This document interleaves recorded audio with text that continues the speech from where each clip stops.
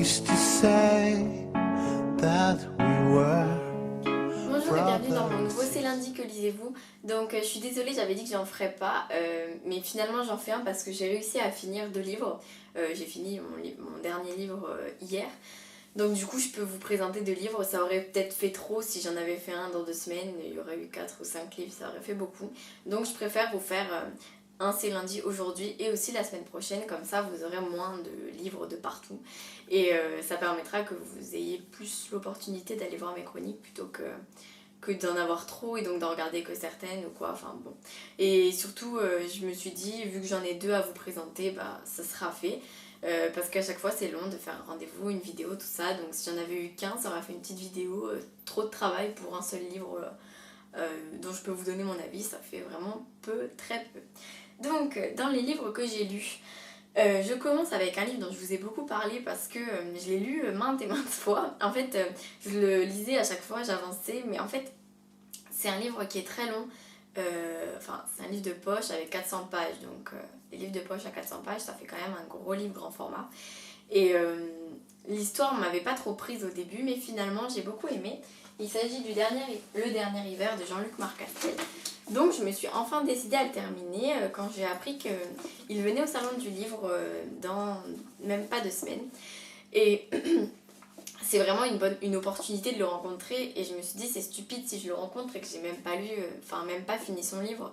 Surtout si je lui dis que j'ai vu que c'est marqué dessus apparaître le 23 octobre et que c'est des épreuves non corrigées, il va savoir que ça fait depuis octobre que je l'ai et que je suis toujours dans ma lecture, c'est un petit peu stupide. Donc du coup, je me suis dit je vais le terminer et ça y est, c'est fait. Et j'ai beaucoup aimé ce livre, hein, donc il va être classé comme une bonne, une agréable lecture.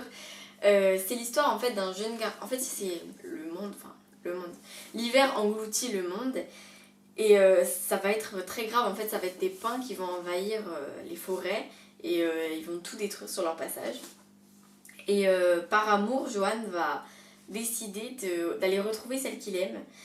Et son frère va le suivre, Théo, et ses amis aussi. Donc en fait, on va suivre l'aventure de ces quatre courageux adolescents qui sont à la recherche de la jeune Léa qui est dans un autre village à 3 jours en motoneige à peu près. Sauf que bien sûr, vous vous doutez que ça ne va pas durer 3 jours parce que quand le monde est submergé par le chaos, tout n'est pas si simple. Et donc en fait, on suit leur aventure pendant toutes les pages. Et c'est un livre qui fait beaucoup réfléchir aussi. Vous voyez, en ce moment, je lis des livres comme No Man's Land. C'est un livre, oui, qui m'a beaucoup fait réfléchir parce que... comment vous dire il a été très... c'est un livre qui est très très profond, en fait, de par ses réflexions. Disons que... Il nous fait réfléchir à plein de choses, aux religions, à l'amitié, à l'amour, etc. Et il y a beaucoup de citations qui sont vraiment excellentes et que j'ai beaucoup aimées. Et donc du coup, je suis vraiment très heureuse de... Pardon. Je suis vraiment très heureuse de l'avoir lu et terminé parce que ça m'a permis finalement de passer un très bon moment. Et j'avais vraiment, à partir du milieu du livre, tout le temps envie de tourner les pages pour savoir la suite parce que beaucoup de suspense aussi. Bien sûr, dans tous les livres, il en faut. Surtout quand ils sont longs. Et lui, il n'en manquait pas. Donc vraiment, j'ai pas beaucoup de défauts à lui donner. Et je ne peux que vous le conseiller. Et j'espère que l'auteur, qui a vraiment l'air gentil, j'ai hâte de le rencontrer et pour pouvoir parler de son livre ou autre et pour pouvoir me faire dédicacer cette immense épreuve, même si c'est pas très très pratique à emporter au salon du livre. Voilà, j'ai hâte d'y aller. Et le deuxième livre donc, de cette semaine que j'ai lu au milieu de la semaine, c'est une lecture commune avec Laura du blog À l'encre de plume, donc n'hésitez pas à aller voir son blog. Je vous posterai le lien de sa chronique dès qu'elle aura fini ce livre. Donc le carnet de gros cul, c'est l'histoire d'une jeune fille qui va...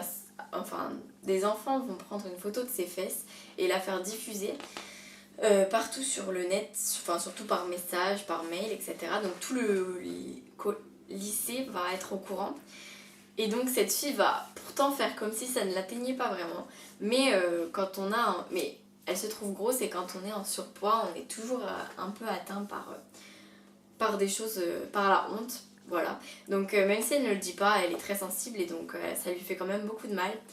Et elle va décider de maigrir, donc bien sûr vous vous doutez, c'est un livre qui parle un peu de tout hein, dans l'adolescence, l'amour, l'amitié, les disputes, les trahisons, la peur, la honte, etc. Mais on va aussi retrouver les problèmes de poids comme le surpoids ou l'anorexie justement. Et c'est un sujet qui me touche beaucoup ça, l'anorexie, donc du coup ça m'a vraiment... ça m'a fait me sentir mal des fois parce que ça me perturbe en fait. Je me dis que ça doit être vraiment horrible d'être anorexique, vraiment anorexique. Hein. Parce que, je sais pas, c'est une maladie et vu d'extérieur, nous on se dit mais comment ces filles elles peuvent être aussi dérangées par la nourriture, enfin ça nous paraît presque impossible en fait. Et pourtant elle c'est vraiment une hantise, c'est impressionnant, moi je trouve ça vraiment, je sais pas, je trouve ça étrange et ça m'intéresse beaucoup. Donc j'avais lu Zouk dans le même style, enfin pas du tout dans le même style mais dans le même sujet et j'ai vraiment envie de lire d'autres livres sur cette maladie parce que je trouve ça très intriguant et intéressant justement. Et aussi pour mieux aider peut-être les gens qui l'ont à aller mieux parce que ça se combat, hein, une maladie ça se combat toujours. Voilà, donc je conseille vraiment ce livre à toutes les adolescentes parce que vous vous sentirez forcément concernés, peut-être par la première histoire d'amour, les grandes amitiés, les amitiés qui se séparent, les disputes, et aussi pour le problème de surpoids parce que beaucoup de filles ont un problème avec leur poids alors que finalement elles sont très bien comme elles sont, mais bon, ce livre il peut forcément vous plaire. Je pense qu'il plaira vraiment à tout le monde parce que c'est agréable. Il n'y a pas de défaut à dire, à part peut-être le vocabulaire un peu, mais justement c'est une lycéenne donc c'est normal qu'elle parle à sa manière et ça nous permet de mieux nous intégrer au récit. Maintenant je vais vous parler de ma lecture en cours que je compte commencer aujourd'hui, justement parce que je viens de terminer le dernier hiver. Il s'agit de La Symphonie des Abysses de Karina Rosenfeld que j'ai reçu gagné par un concours sur la page de la collection R, donc c'est l'édition Robert Laffont. Et je l'ai gagné, donc je suis super heureuse parce que je me disais, bon, faut que je me l'achète au salon du livre. Sauf que, bon, ma mère va pas non plus m'acheter tous les livres que je veux, et vu que je suis pauvre, je ne devais pas m'acheter de livres. Donc du coup, c'est une bonne occasion d'avoir gagné ce livre, ça me permet de pas l'acheter sur place, et donc du coup de pas trop devoir saouler ma maman. Donc du coup, je suis vraiment contente, comme ça je vais pouvoir la rencontrer, et j'aurai directement lu son livre du coup, vu que je vais le lire cette semaine.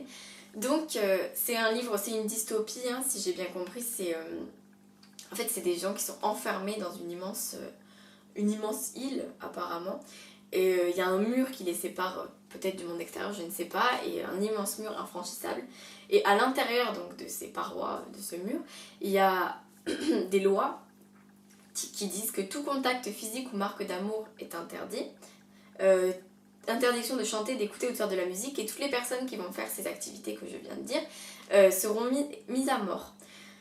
Donc, en fait, bon, là, la dernière phrase, c'est vous n'êtes personne, vous apprendrez à obéir. Donc, c'est un livre, je ne peux pas vous en dire plus parce que je n'ai pas lu le résumé trop approfondi pour pas trop me gâcher la surprise. J'aime bien des fois ne pas lire les résumés. Mais j'ai lu des conclusions de chroniques très, je cherchais le mot, enfin bon, ça nous donnait envie de lire le livre, j'ai perdu le mot là,